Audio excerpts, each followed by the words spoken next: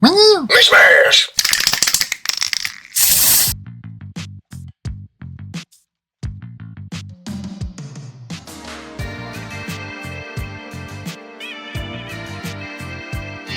Okay, I may have accidentally put out the Q&A prompt publicly when I meant to actually just put it out for the channel members, so this is a little taste for what you can expect if you become a channel member.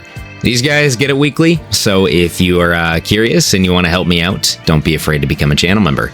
But without further ado, let's answer some questions. Why are you such a great content creator, and what is your favorite army? Well, first and foremost, I use evil hypnosis beams in 5G to program your mind into thinking that my content is good.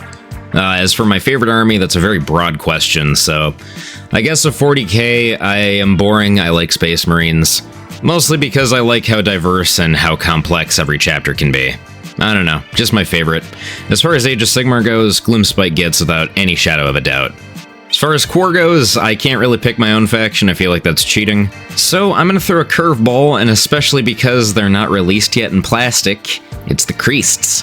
The mysterious desert dwellers of Allwood. I'm really excited to see what happens when they finally come to plastic, but that's not going to be for a while. Favorite traitor and loyalist Space Marine Legion. Angels Resplendent for the loyalists. Favorite traitors, probably...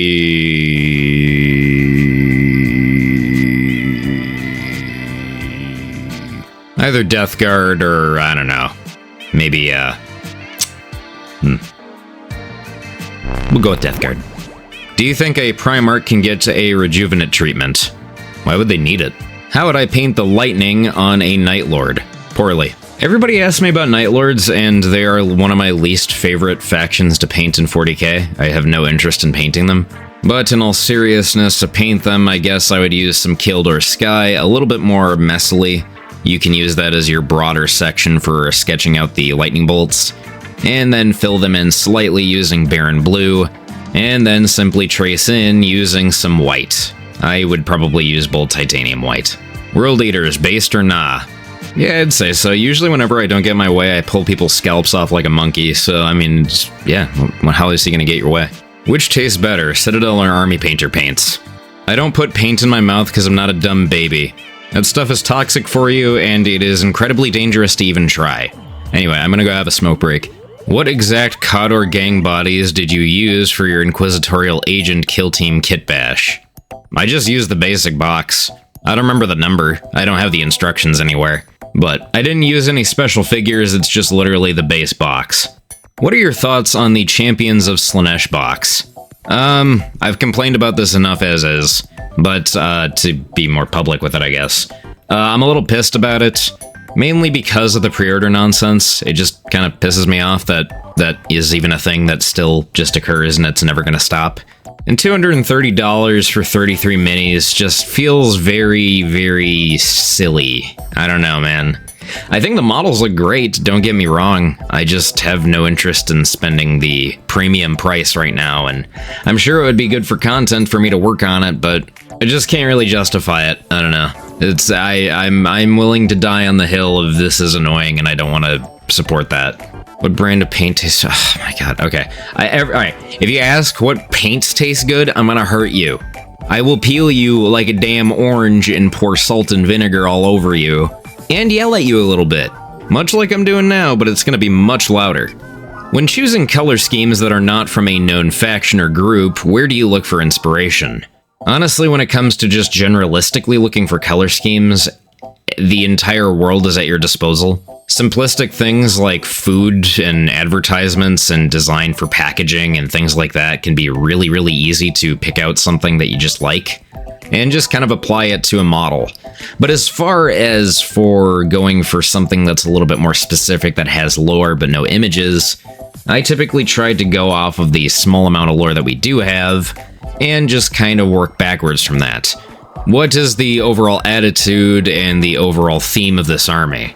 What setting are they in? What makes them special? And overall, what colors invoke that feeling that I get from the pages? It's a lot of little different factors, and it can be very easy to just get tripped up on the smaller details. But I think what your gut feeling is when you imagine them in your head, go with that. Congrats, you've been tapped to design a new 40k faction that is canonical. What are they like? I don't know. I think it would be really difficult for me to not make a very goofy and joke faction, because I think 40k kind of lacks that besides the orcs, and even then they're kind of taken seriously. But I would love to have a more Skaven-esque army. I've always wanted Space Skaven, a lot of people do. But if I was really to go a very weird route, I would like to have something akin to the Zentradi from Across. Basically an entire army of giants. And funny, robots. Have I ever tried Wrath and Glory? I'm going to be running a campaign soon, and I have no idea what that is, I'm so sorry. Have you homebrewed any Xenos? Nope. Well, maybe the Necron Kenshi Kitbash, that was a little different, but not really. When it comes to Quar, what would you recommend for coming up with homebrew factions? Well, the biggest thing to remember is that most of the world was royalist at one point, so you either come up with a royalist faction, a neutral party, which is probably the easiest to make, as there are definitely parts of Alwood that just want to be left alone, or perhaps your own version of a Crusader ally of sorts. See, the Crusaders really are just in their own little thing right now, so I would say it'd be the most difficult to come up with them on their own, as there are going to be plenty of factions that we will get officially.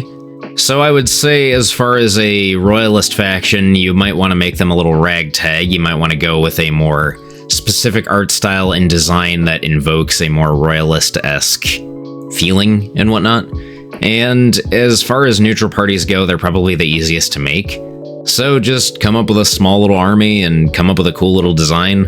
I mean, the biggest thing when it comes to Quar is just basically coming up with a cool outfit for the Quars to wear, coming up with funny guns, and then going backwards from that. What do I think Quar might be missing unit-wise? Well, it's mostly because they haven't been released yet, but I'm still waiting for cavalry. I really want to get my hands on some new Kadir. What's my cat's name? This isn't actually my cat, this is a picture of me.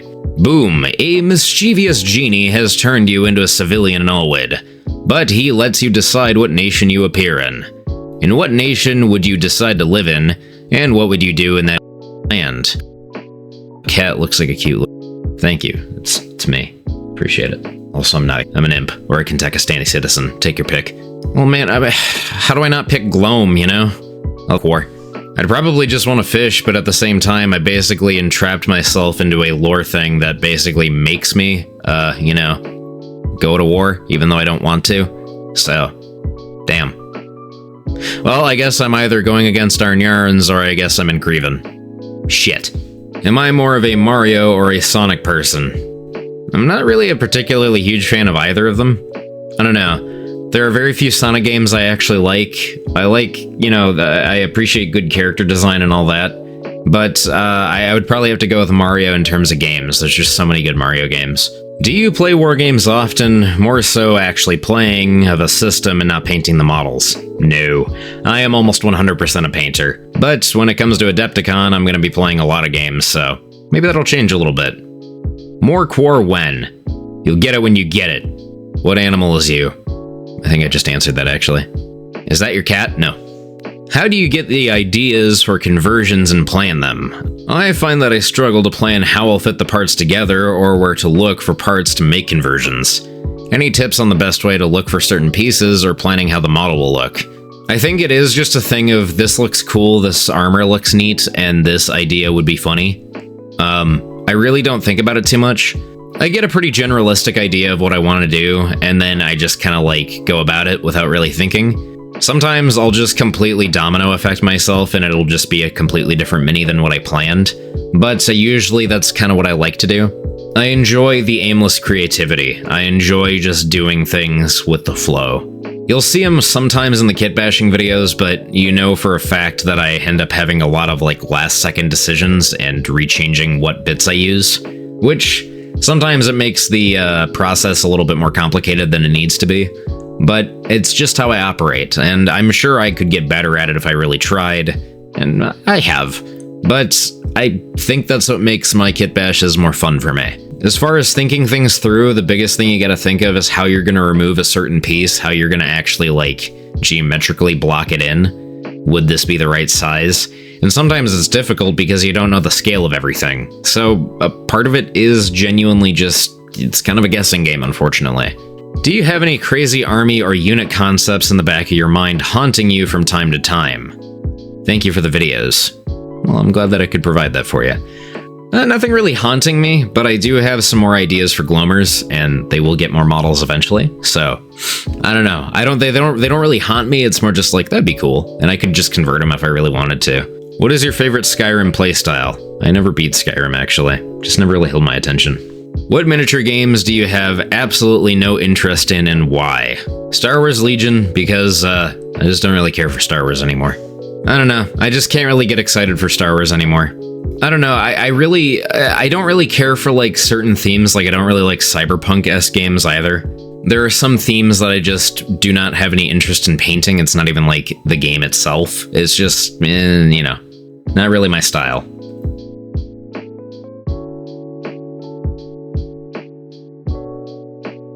Do you like Beastmen? Yeah, I like Beastmen. Will you paint one someday? Yeah, I'll paint one someday. I have a plan to kitbash and paint a bunch of them, actually. Why is painting hard? Because it takes a lot of skill, patience, time, and effort to master it. It's really just a matter of learning the little things to make it easier on yourself. It's nothing to be ashamed of if it's difficult either. We all started one way or another. We all started out as noobs.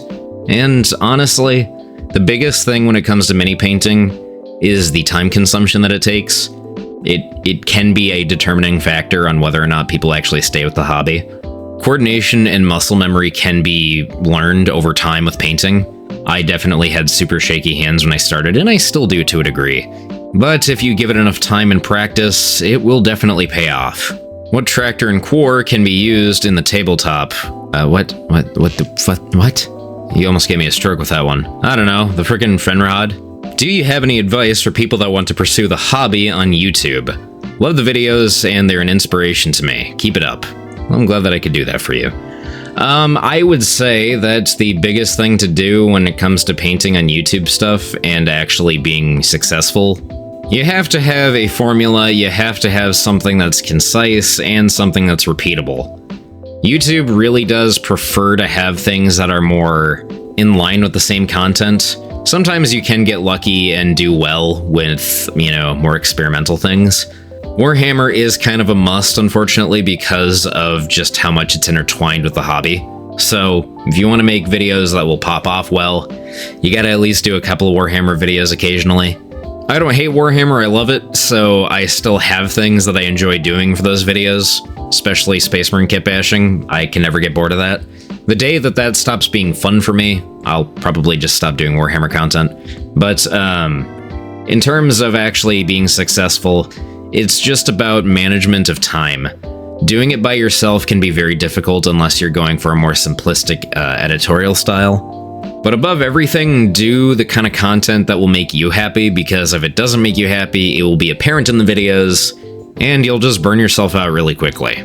So, that's my advice. What is your favorite material you've worked with for minis? Plastic, resin, metals, etc. Also, any additional opinions you have on the mini materials you've worked with over the years. My favorite is plastic. Metal is fun because I like the durability of it, I like how heavy it is.